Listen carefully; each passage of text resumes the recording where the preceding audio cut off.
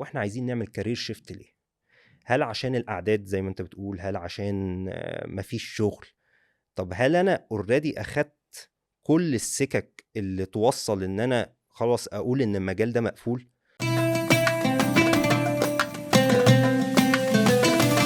اهلا وسهلا بيكم في حلقه جديده من حلقات اس جي توكس. النهارده معانا حلقه هنتكلم فيها عن موضوع مهم جدا، وهو دكتور الاسنان. دكتور الاسنان اللي مش بس ممكن يشتغل كلينيكال، دكتور الاسنان ممكن يكمل طول حياته كلينيكال، ولكن ممكن في وقت من الاوقات يفكر ياخد طريق مختلف، طريق غير طريق عياده الاسنان، وغير انه يشتغل دكتور اسنان جوه العياده. عشان كده النهارده معانا واحد من الدكاتره اللي اخد اكتر من طريق بره مجال العياده. معانا دكتور هو اخد ان هو يعمل معمل اسنان، وكمان يعمل مركز اشعه. مش بس كده، هو كمان اكزيكتيف بزنس كوتش، وكمان هو بزنس كونسلتنت. معانا النهارده دكتور شهاب حجاب، صاحب ومؤسس ديجيتال دينتال لاب وديجيتال دينتال سكان. اهلا بيك. اهلا بيك يا دكتور، وكل سنه وحضرتك طيب ورمضان كريم. وحضرتك طيب والصحة والسلامة وشكرا على الدعوة الكريمة دي وربنا يجعل كده كلامنا مفيد وبإذن الله سهل على الناس إن شاء الله. اكيد طبعا يا دكتور. الله يخليك. طبعا احنا قلنا المقدمه كده، وقلنا ان احنا سيبنا الكلينيكال وسيبنا طب الاسنان واتجهنا للبيزنس وبيزنس أوكي. كونسلتنت وكوتش وبيزنس ومعمل ومركز اشعه، حاجات كتير كده. حلو. عايزين نعرف كده الحكايه جت ازاي. طيب، هو أنا خليني أقول لك إن الموضوع مش إن أنا سبت الأسنان. كويس، هو أنا أصلا ابتديت من قبل الأسنان. حلو. فالأسنان دي بس كانت إيه، هي الكلية ال5-6 سنين عملنا بوز شوية كده وكملت الحاجات، ولكن هي القصة ابتدت من زمان. انا من زمان ابتديت البيزنس بتاعي في استيراد وتصدير من وانا عندي 16 سنة. انا كنت بلعب بينج بونج في فريق الاول في النادي وكده.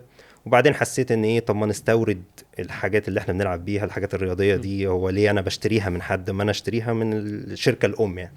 ولد صغير بقى كده. فبعت لكل الشركات ايميل، هم ما يعرفوش بقى طبعا ان ده عيل صغير. وبعت لهم، واللي رد طبعا واللي ما ردش. وبعدين ربنا كرم ان في شركه المانيه من الشركات الكبيره جدا في العالم في المجال ده. وردت وقالت لي تمام. هم كل ده ما يعرفوش سني، وانا لا اعرف يعني ايه استيراد، ولا اعرف يعني ايه تصدير، ولا معايا الفلوس دي اصلا يعتبر، ولا حتى اقدر اعمل تحويل بنكي وانا عندي 16 سنه. انا اصلا ما عنديش حساب بنكي اساسا. فابتديت بقى اللي هو مثلا ايه، اعمل التحويل البنكي عن طريق حد، ابعت الفلوس عن طريق حد وهكذا. فابتديت واحدة واحدة، وبعد كده ربنا كرم وفي المجال ده اللي هو الملابس الرياضية والأدوات الرياضية. وبعدين بقيت واحدة واحدة بقيت بورد للأهلي والزمالك ومنتخبات مصر، ما شاء الله. السعودية، منتخبات كتير يعني. والحمد لله ده كان كل ده حصل يعني بكرم ربنا الأول. وبعد كده إيه، الواحد برضو اتعلم حاجات. فجت فترة بقى إيه، إن خلاص أنت المفروض تختار الكلية. كان ربنا كرمني وطلعت الأول على دفعتي، فإيه هختار ما شاء الكلية الله. التنسيق. الأسرة كلها بشري، كله طب بشري. فأنا بالنسبة لهم أصلا إن أنا دخلت أسنان ده كان ده يعني انت إيه، كده أنا خرجت عن المله خلاص. فشلت يعني. ف... فكان بالنسبة لي ساعتها أنا ما كنتش عايز أدخل أصلا حاجة كده يعني. كان بالنسبة لي هو البيزنس هو اللي مسيطر يعني. بس حسيت ما هو البيزنس اهو ماشي من غير ما ادخل بيزنس، فايه طب ما ندخل. وده يعني ما اقدرش اقول كان صح ولا غلط، بس ايه حسيت ان انا ادخل حاجه تكون اسهل ومن البشري، لان انا ببقى شايف يعني الوضع بقى في البشري يعني. فدخلت اسنان وانا تارجت ان انا كده كده مش هشتغل كلينيكال. ده انت من البدايه اصلا ده تارجت. من دي 1 انا قايل لهم ايه، ما تستنوش مني حاجه يعني. ودخلت اسنان، وونس ان انا كنت في امتياز. خلاص قررت ان ايه، طب تعالى نشوف ايه البيزنس اللي في المجال، بس الاريا بره دي، الكرسي. بره الكرسي. تمام.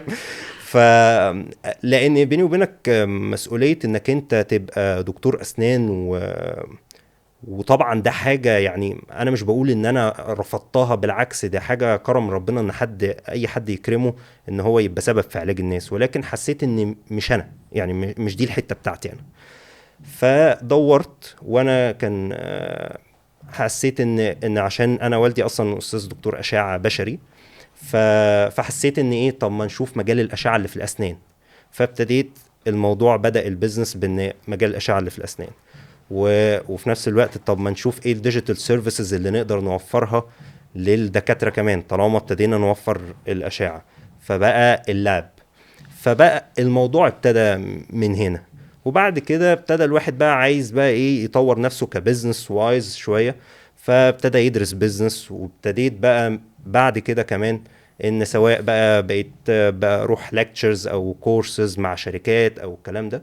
وحسيت ان انا دقت بقى اللي هو حتة انك انت تكون في المانجمنت، فانت شايف الحتة دي ايه، يعني ايه مشاكلها. فابتديت ادرس بقى اكزecutive كوتشنج وبزنس بشكل مختلف، انك انت تقدر تساعد زمايلك سواء الدكاترة او غير الدكاترة، بحيث انك انت تشوف المشاكل اللي انت مريت بيها والدراسة العلم بيقول ايه، فتبدأ تحاول تحط الامور دي بشكل مرتب يعني. بس ده ده يعني الحكايه اصلا بادئه ان مفيش اصلا اسنان، يعني اه انت ما اتنقلتش من كارير لكارير، ده انت فهو مفيش اصلا كارير شيفت. اه اصلا مفيش اصلا. يعني يعني هي ما تقدرش تقول كارير شيفت، بس هي تعتبر ان هي الطبيعي انك كنت تشتغل دكتور اسنان. تمام.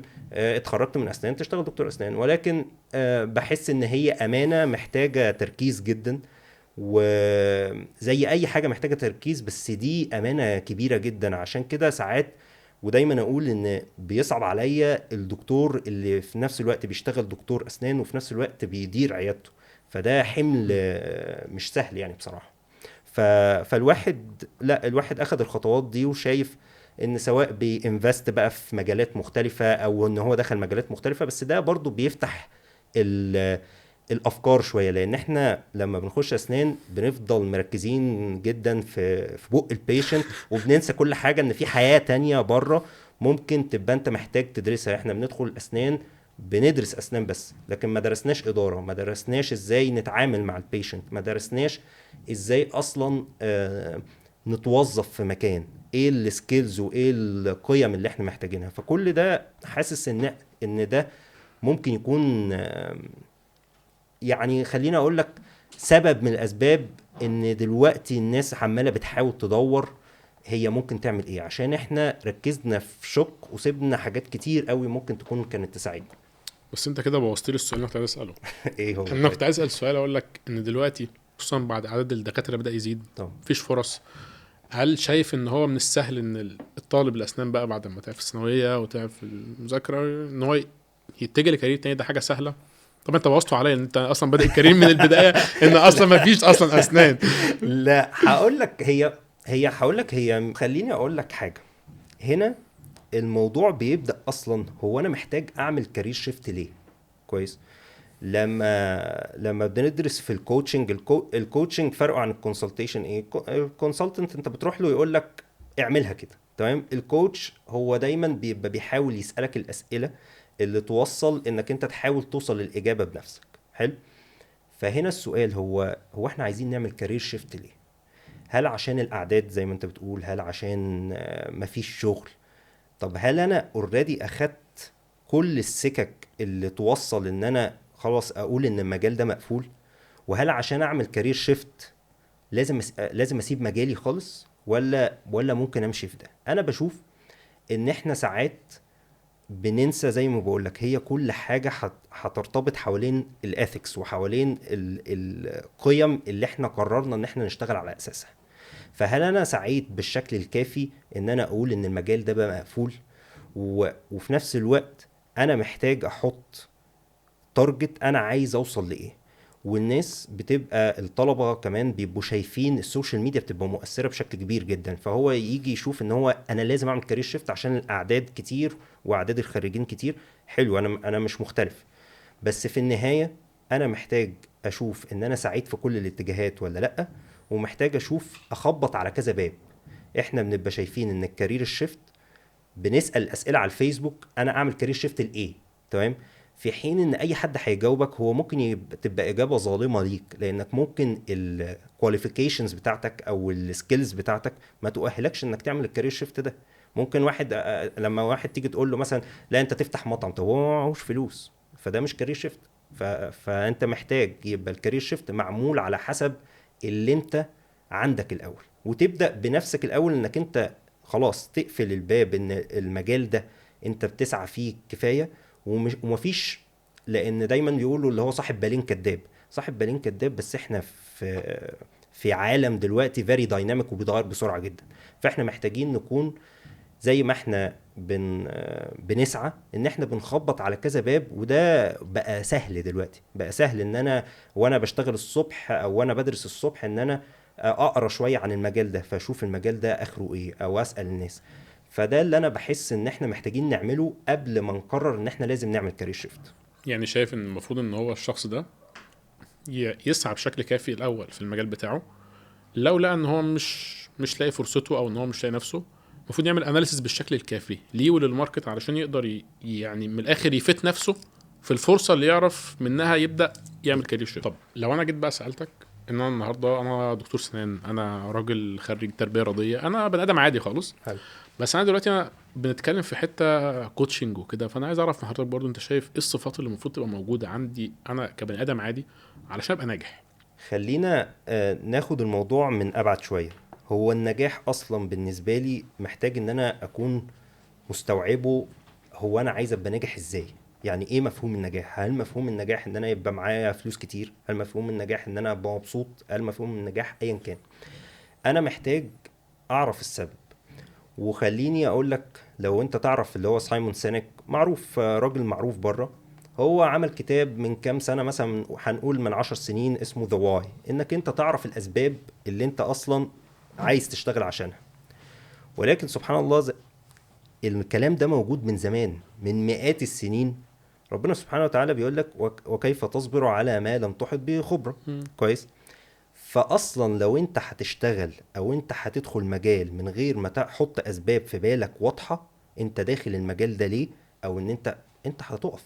انت هتقف، هتحس انك انت ما عندكش اسباب كافية. فممكن ان يكون عندك سبب، فلنفترض انك دكتور، ممكن يكون النهاردة عندك سبب انك انت تعمل فلوس، وده سبب تمام طالما حاجة حلال.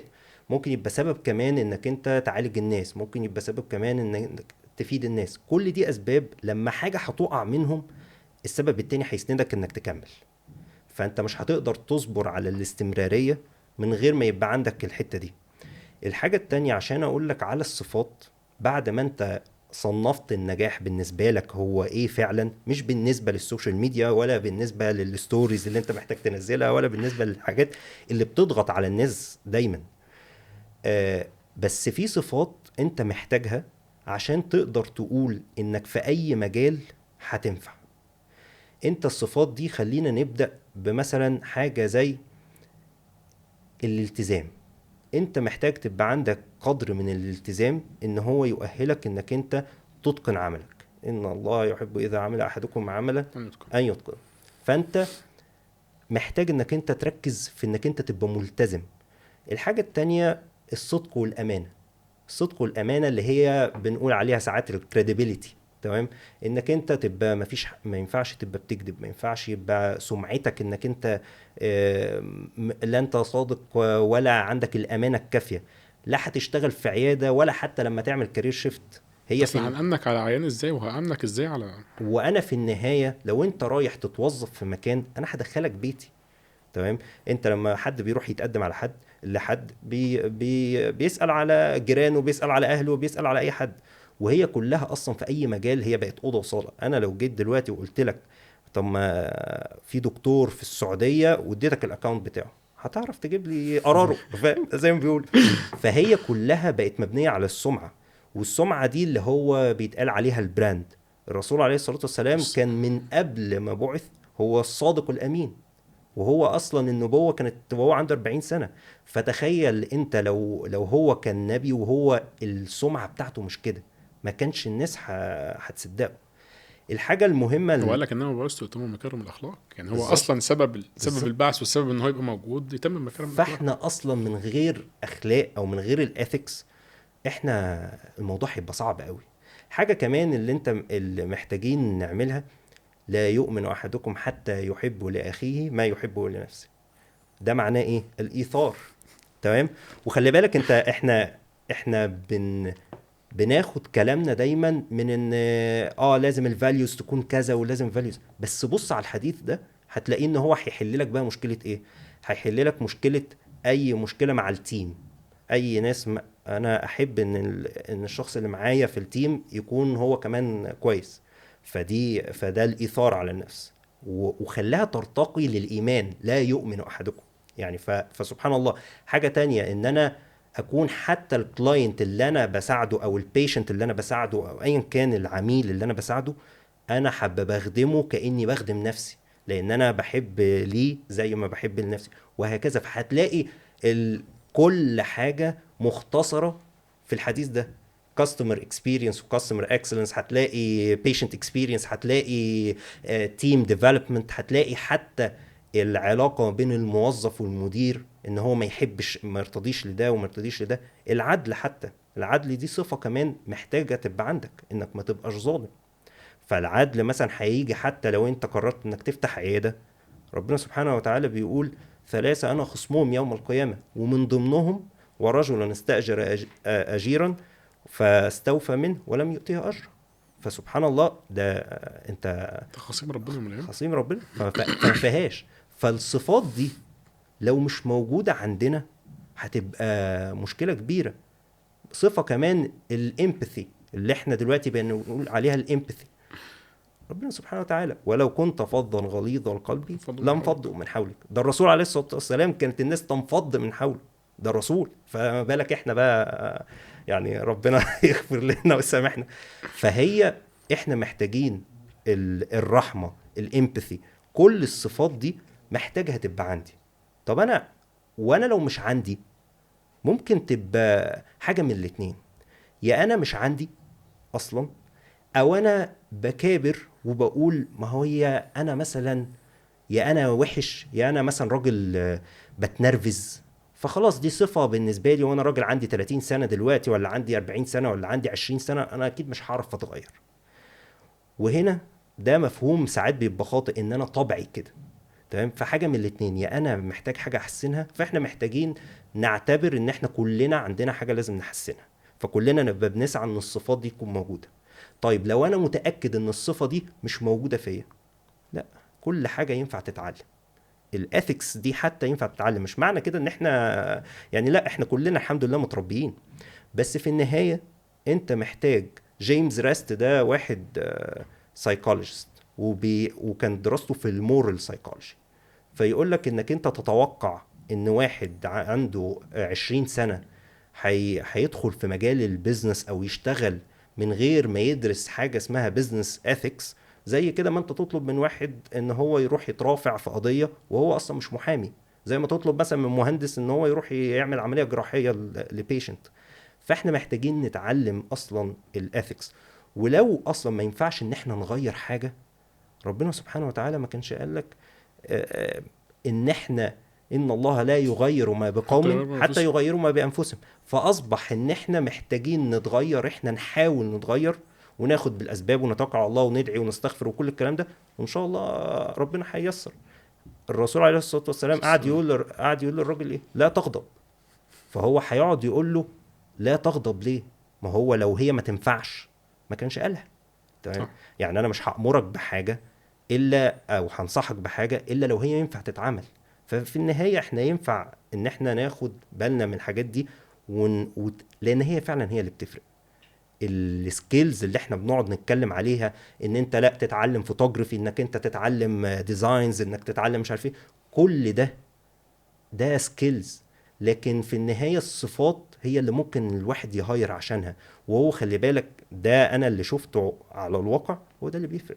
الصفات هي اللي بتفرق. السكيلز امرها سهل، الكورسات والحاجات دي والدنيا دي، بس انك تلاقي حد الكواليتي بتاعته محترمة وصافية ومركز في الصفات، فانت بتلاقي ان هو يتفتح له الكارير شيفت اللي انت بتتكلم عنه، وهو اصلا ما كانش مرتب لها.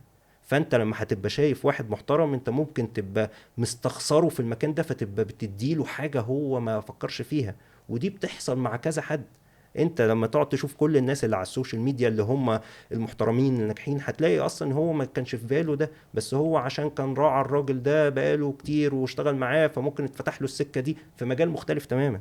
فهو ده اللي بيحصل لما تكون الصفات انت مركز فيها، والاثكس وسمعتك، اللي هو الكلمة اللي هي منتشرة دلوقتي البراندنج، هو ده اللي بيفرق. كلها حاجات مالهاش علاقه بان احنا بنتكلم نتعلم حاجه.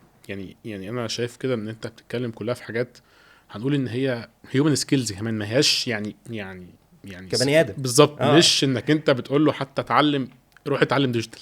لو عارف الوقت. انا لا، انا هقول لك انا ليه مش عايز اقول ان روح اتعلم كذا، لان كل واحد ليه رحلته. كويس. فكل واحد يقدر، ممكن واحد يروح يبقى نيوتريشنست، ممكن واحد يروح يفتح بيزنس ملوش علاقة بالطب، بس في النهاية الحاجات اللي احنا بنتكلم فيها دي اساس. ثابتة مع كله. تمام. لكن ان انا اروح اقول لحد انك انت لازم تعمل كذا كذا كذا كذا كذا، انا ممكن اكون ظلم. ايه اللي خلى محتاج كلام. اعمل له اناليسيز هو كبني ادم عشان اقدر اقول لك هو ده والله بص انت كده ممكن ده ينفعك. طبعا، وفي حاجات عمرك بترتيب البشر ما هتيجي غير ان احنا ناخد بالاسباب اللي هي يعني احنا محدش امرنا ان احنا لازم كلنا نشتغل مهندسين او كلنا لازم نشتغل دكاترة بس بس القاعدة العامة ان احنا كلنا لازم نبقى على خلق، لازم نكون محترمين، وان احنا نسعى. العلم ده كده كده لازم، العلم مهم، بس كلنا مركزين في الناحية العلمية بس. تمام. فبقينا كلنا عندنا علم وناقص حاجات تانية مش مركزين فيها. فكلنا عندنا العلم مركزين ان احنا ناخد كورسز ونروح ايفنتس وكل الكلام ده، وحلو، ما ينفعش ان انا، ما هو انا من الاخلاق، وهو ده خلي بالك الرابطة ما بينها. انا لو مركز في الاخلاق والقيم بتاعتي، انا من الاخلاق ان انا اكون باتقن العمل. فانا عشان اتقن العمل محتاج اتعلم كويس. خلي بالك هنا لما انا بقول لك على حتة ان احنا الجزء العلمي وان واحد يروح يتعلم، هو برضو بتيجي من الاخلاق والاثكس. لانك لما تيجي تفكر فيها، لما واحد يكون عنده اتقان العمل هي فاليو مهمة، فهو هيبقى بيتقن العمل فهيتعلم كويس. لما واحد يكون عنده الامانة حاجة خلاص هو بيحترمها جدا، فهو هتلاقيه من الامانة ان هو لو هيمد ايده في بق بيشنت، ولا هيبني حاجة، ولا هيعمل ايا كانت المهنة بتاعته، ان هو من الامانة ان هو يتعلمها هو لو كويس. كان ممكن عمل ما كانش فكر في الكارير شيفت. لا والله انا هقول لك حاجة والله، والله لا، يعني هي برضو احنا محتاجين، يعني وده مفهوم اللي هو النجاح. هل انا معنى ان انا اخدت بالاسباب كلها ان انا لازم هكون بعمل مليون جنيه في السنة؟ لا لا مش خالص. شرط.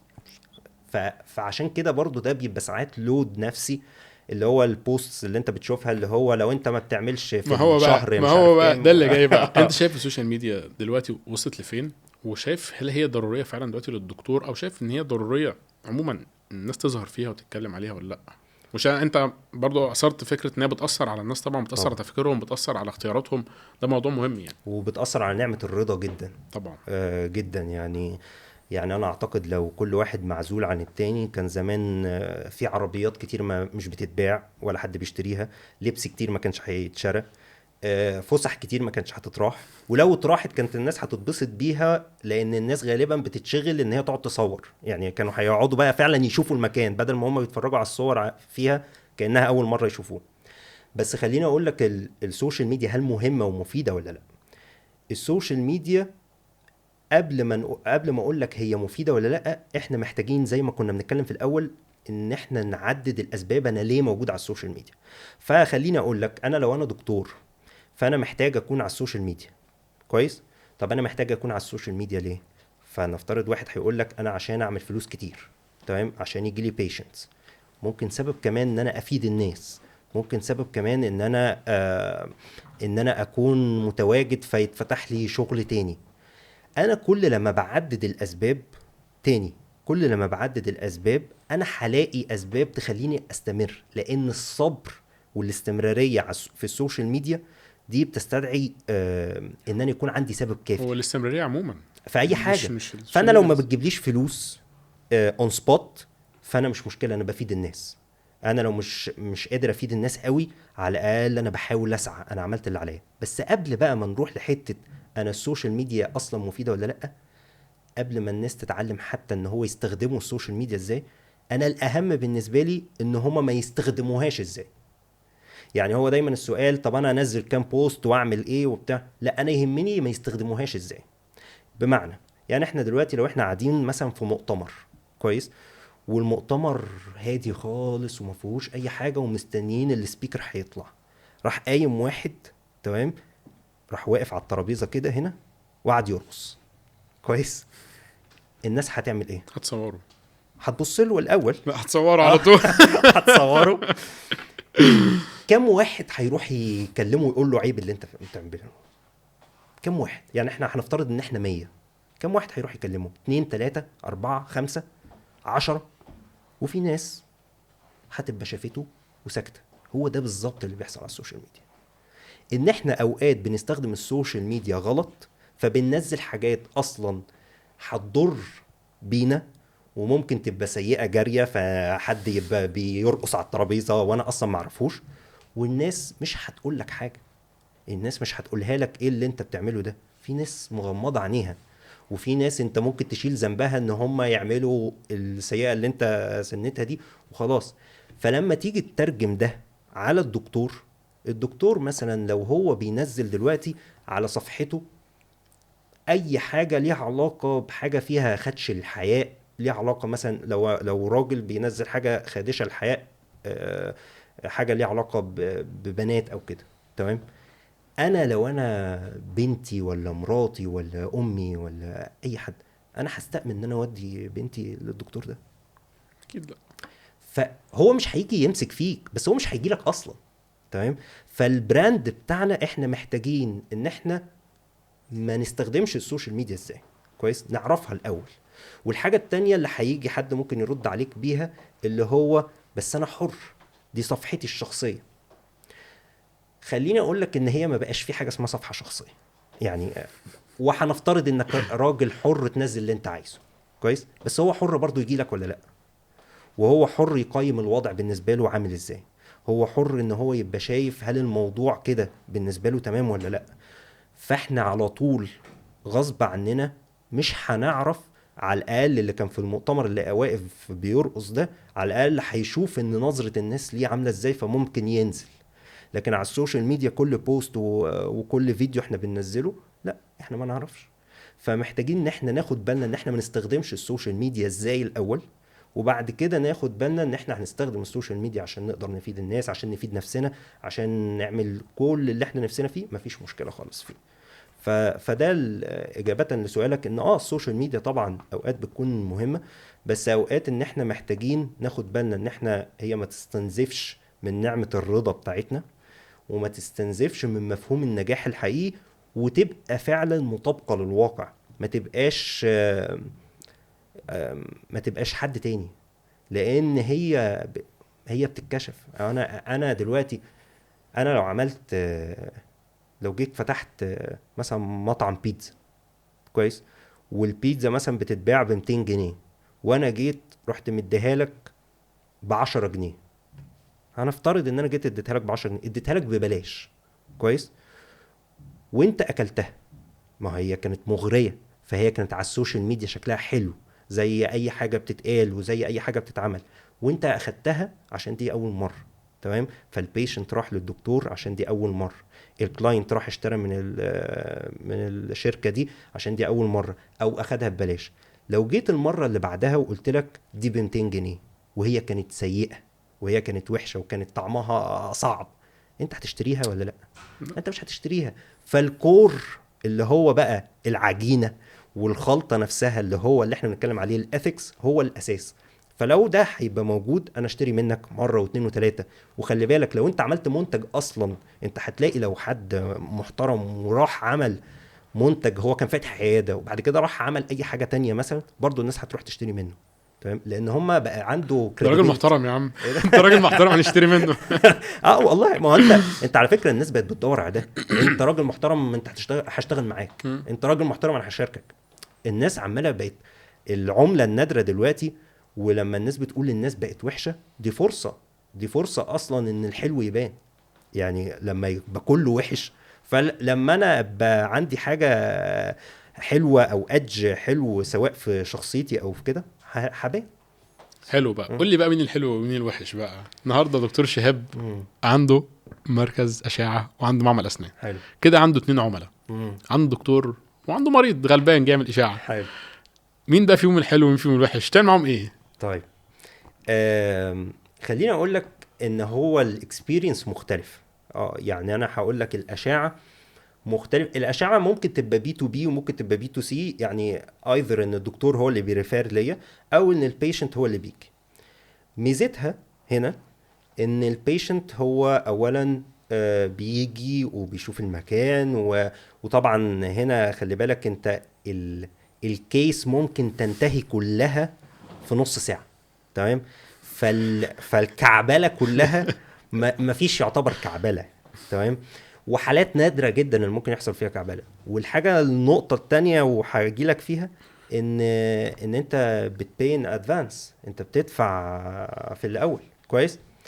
عندك النقطة التانية هي اللاب. اللاب هو بيزنس فيري كومبليكيتد. انا دخلت كذا بيزنس وده اعتقد ان ده من اصعبهم، لان اللاب المعطيات فيه كتير قوي. لما يكون انا عشان اصنع الكوباية محتاج ان انا بس ادخلها المكنة دي فتتصنع، تمام، فخلاص. لكن لو الكوباية دي بيدخل فيها مليون ماتيريال ومليون فيز ومليون مش عارف ايه ومليون فاكتور مختلف، فبتبقى اصعب بكتير. فاللاب الدكتور هو الكلاينت بتاعك، والبيشنت ما يزال هو برضه ممكن يبقى الكلاينت بتاعك، لانك انت على عينك برضه، عينك على البيشنت ان هو كمان يبقى راضي. ما هو لو البيشنت ما رضاش عن دكتور الكيس زعل الدكتور مش فخلاص هيرضى، فالدكتور فانت عندك كذا بروسس في الموضوع. وشفت ان المشاكل بتاعه المعامل، سواء ان من التجربه بتاعتي او سواء من المعامل اللي الواحد دخلها جوه ولا بره مصر، هي الى حد ما واحده. كويس. لان البروسس فيها انت من اول الامبريشن، من اول الصب، من اول ان التكنيشنز، من اول الدكاتره اللي بيشتغلوا، من اول حتى السكاننج والميلينج والستيننج والفينيشنج، حتى الدليفري. كل ده، ما هو انت ممكن تعمل كل ده صح، وممكن في النهايه لو اتخبطت بس كده خلاص شكرا. وممكن يبقى انت والدكتور راضيين والبيشنت مش مش راضي. راضي. فكميه الفاريبلز كتير قوي. فهنا هتلاقي ان في مشاكل مختلفه شويه عن الراديولوجي.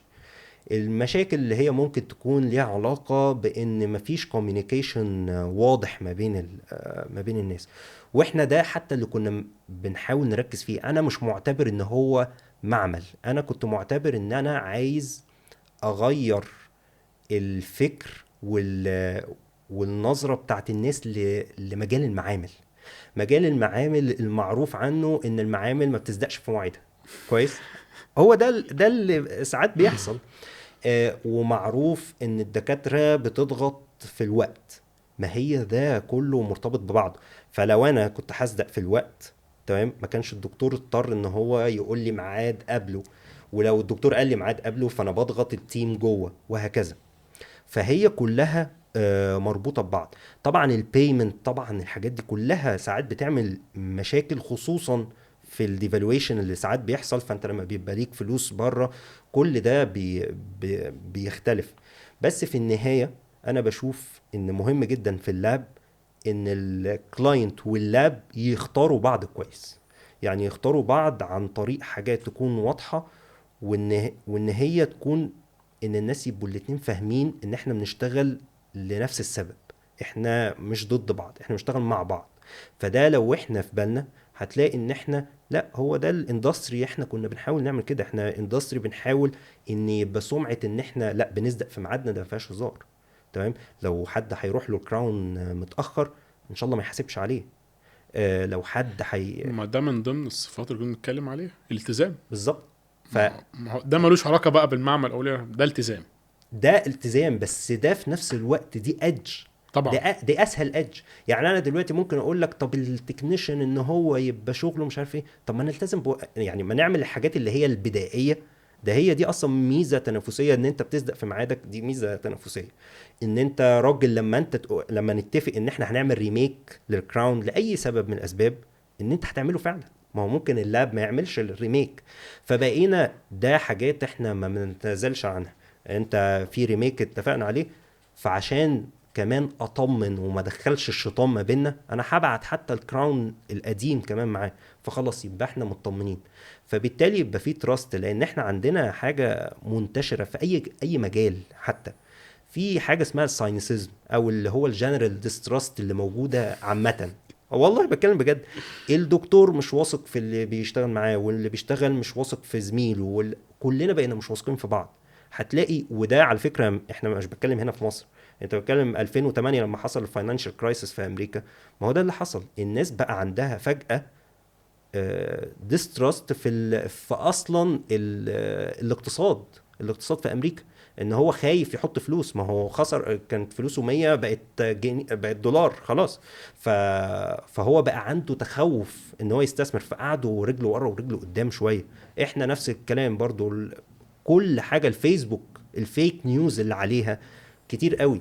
انت دلوقتي حتى برضو الثقة في الفيسبوك ما بقتش زي الاول، لما كل شوية تنزل بوست مثلا عن تقول تكتب غزة، ولا تكتب اي حاجة ليها علاقة بالكلام ده، يروح مسحهولك. طب انا مش واثق فيك بقى. فاحنا عندنا الجنرال ديسترس، فاحنا محتاجين سواء احنا كدكاترة او كمعامل او مع البيشنتس، ان احنا نبني تراست دي. الدكاترة حتى والبيشنتس في جنرال ديسترست. البيشنت خايف ان الدكتور يبقى فيه conflict of interest، فيبعته المكان هو هياخد برسنتج منه وهكذا. تمام. وده خلي بالك ده موجود، يعني طبعا. ومش موجود هنا في مصر بس، ده موجود عامة. احنا بيتعرض علينا كده. ودي حاجة من الحاجات اللي عشان كده لازم تكون حاطط الفاليوز بتاعتها. لا انا مش هدخل في الحتة دي. تمام. الحتة الرمادي دي بلاش، قلتها احسن، فاجتنبوا الشبهات. فانت محتاج انك تبقى فاهم ان البيشنت لا، وهو والله مش واثق في ان هيروح في ميعاده، هيدخل في ميعاده. تمام. ودي مشكلة كبيرة جدا بتضايق البيشنتس. هو مش واثق في ان الدكتور ده عنده القدر الكافي من العلم ولا لا. هو مش واثق في السوشيال ميديا، ان الدكتور اللي بيقوله على السوشيال ميديا ده مطابق للواقع ولا لا. هو حاجات كتير قوي هو خايف منها. هو خايف ان الدكتور يوجهه لتريتمنت معين عشان هو فيه منفعه ليه. كل ده هو خايف منه. وعلى الناحيه التانية الدكتور برضو خايف من حاجات، ان البيشنت ممكن ما يدفعش، ان البيشنت ممكن ما يلتزمش. لو انا كاتب لك على ادويه عشان تاخدها عشان تخف، فهو ما خدش الادويه، فبالتالي هيحملها لي. حاجات كتير قوي. ففي النهايه احنا محتاجين نبني التراست دي عن طريق ان كل واحد يبقى برضو ماسك في الاثكس بتاعته على قد ما يقدر. طب شايف ان مشكله الكوميونيكيشن بين الدكتور والمعمل سببها ان احنا في الجامعه، احنا متخرجين من الجامعه ما نعرفش حاجه عن المعمل، يعني احنا في الجامعه ما نعرفش حاجه عن المعمل. هل شايف ان ده مشكله اساسيه، ان الدكتور اصلا مش عارف اللي بيحصل في المعمل؟ ده حقيقي. دي مشكله يعني. اعتقد ان هي لو بقى المجال ده مفتوح ان الناس تفهم اتليست، مش شرط ان انا اشتغله بايدي، على قد ما انا افهم هو ماشي ازاي، هيختصر ان انا اكون كدكتور عارف ان المعمل هو مش بيتنك عليا لما يقول لي ان انا مش هعرف اخلصها لك النهارده، لان في بروسس ممكن الفرن هيبقى يقعد، الزركونيا مثلا هتفضل في الفرن وقت قد كده. في ان مثلا لو الكهرباء بتقطع، لو التكنيشن، لو الدكتور، لو حاجه، انا لازم اكون حاطط لنفسي، انا حتى كلاب حاطط لنفسي سيفتي مارجن في الوقت.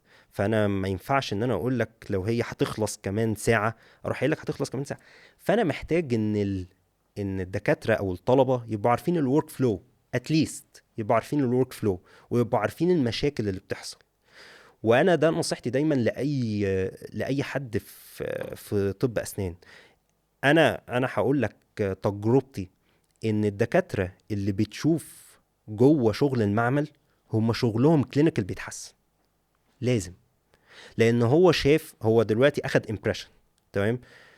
وما شافش يعني نتيجة الامبريشن ده على ارض الواقع. هو ممكن يتفاجئ يا ان الامبريشن ده تحفة تمام، يا ان الامبريشن ده ايه ده مش ده بق البيشنت. تمام. فعشان كده تلاقي ان لو حد مثلا معاه انترا اور سكانر ممكن يتحسن شويه شغله. ليه؟ لان هو شايف قدامه على الشاشه السكان عامله ازاي. تمام. فهو دلوقتي بقى شايف الاندر كات واضحه بالنسبه له اكتر، لان هو عارف يتحكم. ممكن يكون مثلا هو مش قادر يتحكم. فكل ده لما انا هشوف الورك فلو وافهم الورك فلو وافهم الماتيريالز وافهم ان الاخطاء ممكن تحصل فين، وان هي ممكن تبقى حاجه كومن ما بين الاتنين، وممكن تبقى غلطه اللعب يعني على فكره. بس في النهايه لما انا افهم الورك فلو اكيد ده هيساعد كتير قوي في ان المشاكل تقل. طب خليني اسالك بقى سؤال كده امم رخم شويه. اقول. لو انت النهارده هتعين حد جوه المعمل، امم بتختاره فني ولا دكتور؟ it depends. كويس. يعني انا لو هتسالني انا هقول لك الاول اللي بيحصل عامه، وهقول لك انا ممكن اكون بعمل ايه. اللي بيحصل عامه ان بيبقى على حسب السوق اللي انت بتشتغل فيه، وعلى حسب المتاح في السوق اللي انت بتشتغل فيه. فمثلا في بلاد هو لازم اصلا ما ينفعش يكون مش تكنيشن. كويس. وفي رولز بتحكم وفي حاجات كتير بتحكم. وفي اوبشن تاني ان انت ساعات بتبقى محتاج دكتور يبقى موجود، وده مجال اتفتح خلال السنين اللي فاتت. ده ما كانش موجود زمان. يعني احنا لما جينا فكرنا، انا كان الاول ابتدينا بالحاجة التقليدية ان لازم يبقى كله تكنيشنز. تمام. وبعدين لقيت ان بقى فيه في حاجات انا لسه ناقصاني عايزها تكون موجوده عشان اقدر ابني زي ما بقول لك الفاليوز دي، افضل اقدر احافظ عليها، وان الحاجات اللي احنا عايزين نغير الاندستري فيها. فلقيت ان انا لما فرصه ان انا يبقى في دكتور هتفرق في ايه. هتفرق في ان الدكتور حاطط نفسه او اتحط في الموقف بتاع ان هو البيشنت قدامه. فمش هتفرق بس ان هو فاهم، لا ممكن تفرق كمان ان هو مقدر يعني ايه ان الكيس تروح وتيجي. ان لو في تعديل بسيط ده بالنسبه للبيشنت ده مؤذي جدا، او بالنسبه للدكتور اللي في العياده ان ده مؤذي. ما هو دي فيزيت تانية. تمام. او ان هو فاهم يعني ايه الكراون ما راحش للدكتور. لان البيشنت في النهايه ما بيمسكش في المعمل. البيشنت ما مش بيبقى عارف المعمل. البيشنت بيمسك في الدكتور، الدكتور بقى بيمسك في المعمل. تمام. وهكذا. وكلنا ماسكين في بعض. بس ففي النهايه انا بشوف ان الميكس ما بين الاتنين حلو جدا. التكنيشن لو هو على قدر كافي من العلم ان هو عارف شغله كويس وعنده الحتة الفنية دي كويسة، ده انت محتاجه يبقى موجود. والدكتور انت محتاجه في الكوميونيكيشن مع الدكتور ان هو يبقى مقدر وفاهم سواء الوضع في العيادة، او ممكن يبقى فيه تيرمز هو محتاج يبقى يوصل له معاها، لان هو ممكن يساعده كمان حتى في رأيه. لان هو كدكتور عارف المفروض الحاجه دي تتعمل ازاي. فبيبقى في كوميونيكيشن غرضه ان احنا الاتنين كدكاتره عايزين نوصل لحاجه مع بعض. فده بيختلف. هقول لك التكنيشن بيبقى برضه مفيد في الفاينل تاتشز، وبيبقى ليه رؤيه بالخبره. الدكاتره مش لو هم لسه فريش جرادويتس مش بيبقوا شافوا كتير في المعمل زي ما احنا بنقول. فبالتالي بيبقى لسه الاكسبيرينس ما استوتش زي ما بيقولوا. ومشكله اللاب عن الاشعه لو بنتكلم برضو ان الليرنينج كيرف بتاعها اطول بكتير. لكن الاشعه انا ممكن اعلم لك التكنيشن في يومين ثلاثه ان هو ازاي يصور البانوراما، ازاي يصور الكون بيم. لكن في اللاب الليرنينج كيرف طويل والاختلافات كتير قوي. فانت محتاج ان هو يبقى دكتور هو مقرر ان ده المجال بتاعه. تمام. او ان ده مجال هيستمر فيه فتره عشان يحس بالعائد منه، ويبقى فعلا اخد الاكسبيرينس منها. ان هو يروح لاب يشتغل شهر، لا هو كده لسه ما اشتغلش في اللاب، ما شافش كل حاجة. لان اللاب كعبلتها كتير يعني. بس انا اتبسطت والله بالحلقه دي والله. يعني ربنا انا يخليك. مبسوط بالحلقه والله. مبسوط اني قاعد مع ربنا يخليك. الدكتور شهاب الله والله. يكرمك. الله مش عايزين يكرمك. نخلص والله. الله يكرمك. نورتنا النهارده الله والله يكرمك. في اس جي توكس، وكانت حلقه حلوه ربنا يخليك. شرف وكلام ليا. جميل وكلام مهم. الله يخليك. وكل سنه طيب. وانت طيب بالصحة السلامة، وشكرا على الدعوة وكل سنة وكل الناس طيبين. ويا رب كده يجعل كلامنا مفيد، وإن شاء الله يكون الناس استفادت يعني بإذن الله. يا رب ان شاء الله. الله زي يخليك. ما طبعا سمعنا الدكتور شهاب كده رايه في موضوع الكلينيكال، وان هو اصلا ما كانش حابب يخش اسنان بس هو دخلها غصب. قولوا لنا كده رايكم في الكومنتس. هل شايفين ان الكلينيكال لسه ليه مستقبل او لسه في فرص، ولا شايفين الفرص بتاعت دكاتره الاسنان ان هم يشوفوا كارير او ياخدوا كارير شيفت ثاني؟ وما تنسوش تتابعونا في حلقاتنا اللي جايه ان شاء الله في اس جي توكس.